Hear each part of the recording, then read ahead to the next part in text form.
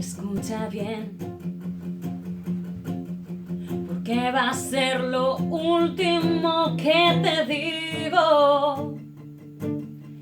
Incluso puedas escucharlo en vinilo. No es para ti, no te lo dedico.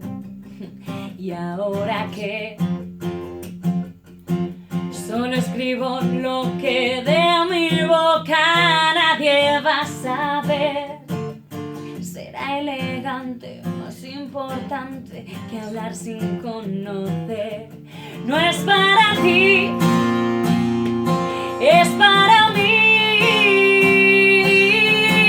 Ahora que sea ella la que alimenta tu alma, quien te enamore cada mañana y que sacie tus ganas, que te aguante los días grises sin darte la espalda y no arrancarme a mí los pies para ser ella más alta.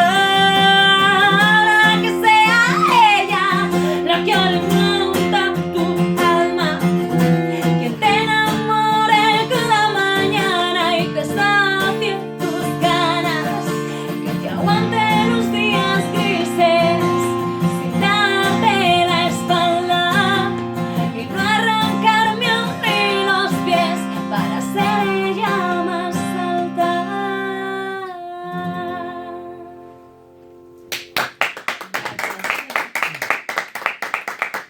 Gracias, María. Que tengas esta noche una estupenda actuación en la Muchísimas Posada gracias. Indiana, en Pontevedra.